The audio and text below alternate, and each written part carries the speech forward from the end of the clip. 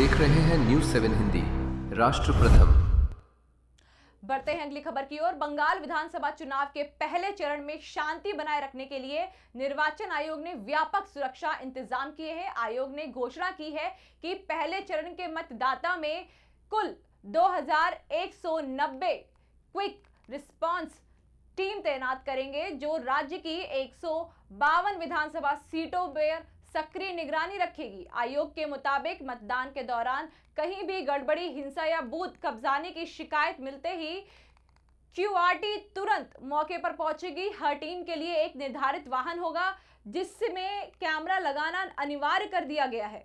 जी हां, प्रत्येक क्यूआरटी में कम से कम एक राज्य पुलिस का एसएसआई स्तर का अधिकारी मौजूद रहेगा। इसके अलावा टीम में 4 से 6 केंद्रीय बलों के जवान तैनात रहेंगे। जरूरत पड़ने पर जवानों की संख्या भी बढ़ाई जा सकती है। टीम के पास संबंधित बूथ का नक्शा रहेगा और वे लगातार सेक्टर ऑफिस व कंट्रोल रूम से संपर्क बनाए रखेंगे।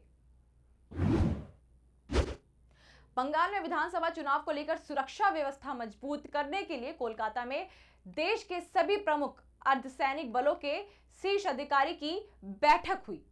इस उच्च स्तरीय बैठक में सीआरपीएफ, बीएसएफ, सीएसएफ, आईटीबीपी और एसएमबी के महानिदेशक शामिल हुए। हाल के वर्षों में चुनाव सुरक्षा को लेकर इस स्तर की संयुक्त बैठक को अभूतपूर्व माना जा रहा है। गौरतलब है कि राज्य में पहले चरण का मतदान आगामी गुरुवार को होना है। इस चरण में केंद्रीय बलों की कुल 2407 कंपनियां तैनात की जा रही हैं। शनिवार को हुई इस बैठक के बाद स्लॉटलेक स्थित सीआरपीएफ कार्यालय में एक संयुक्त नेतृत्व सम्मेलन का भी आयोजन किया गया। इसमें अर्धसैनिक बलों के प्रमुख के साथ साथ राज्य पुलिस के वरिष्ठ अधिकारी भी मौजूद रहे। बैठक में चुनाव के दौरान सुरक्षा सुनिश्चित करने के उपायों पर विस्तार चर्चा की गई। विभिन्न राज्यों में काम कर रहे बंगाल के बहुतरे प्रवासी श्रमिकों को इन दिनों अज्ञात नंबरों से धमकी भरे फोन आ रहे हैं। वह इसे लेकर आशंकित हैं।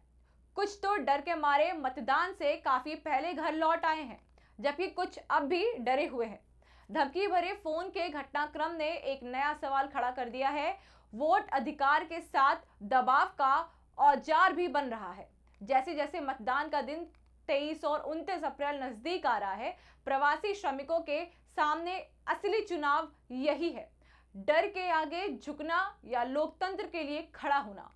चुनाव आयोग को अविलंब इस बाबत कदम उठाना चाहिए। इसके पीछे कौन है, उनका पता लगाना चाहिए। वहीं बंगाल के अतिरिक्त मुख्य चुनाव अधिकारी अरिदम नियोगी ने से पूछे जाने पर उन्होंने कहा कि शिकायतें मिली हैं, लेकिन अभी सटीक संख्या बता पाना मुश्किल है।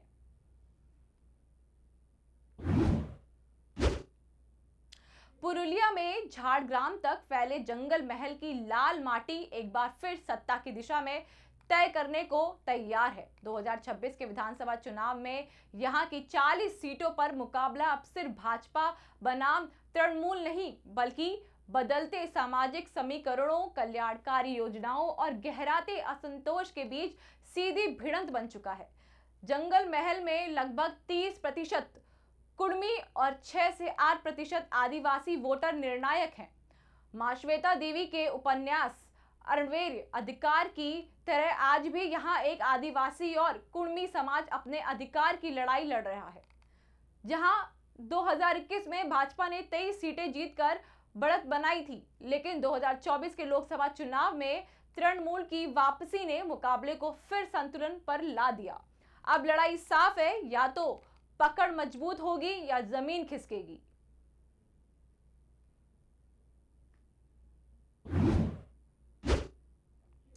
बंगाल विधानसभा चुनाव के बीच मुख्यमंत्री ममता बनर्जी ने रविवार को अपने निर्वाचन क्षेत्र भवानीपुर में विभिन्न समुदाय के लोगों के साथ एक घरेलू बैठक की। इस दौरान उन्होंने साफ तौर पर कहा कि यह बैठक केवल स्थानीय नागरिकों के साथ बातचीत के लिए है, इसीलिए इसमें पार्टी कार्यकर्ताओं और पुलिसकर्मियों की मौजूदगी नहीं होनी चाहिए।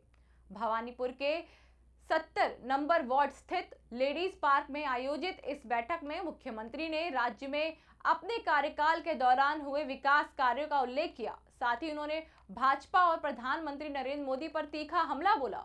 हालांकि भाजपा द्वारा भवानीपुर में उम्मीदवार बनाए गए नेता प्रतिपक्ष शुवेंदु अधिकारी का नाम उन्होंने एक बार भी नहीं लिया।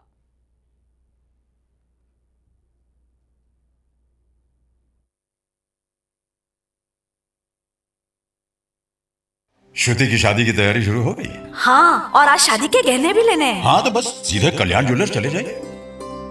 कल्याण में अब मेकिंग चार्ज प्रति ग्राम सिर्फ 199 रुपए से। सबका कल्याण, है ना?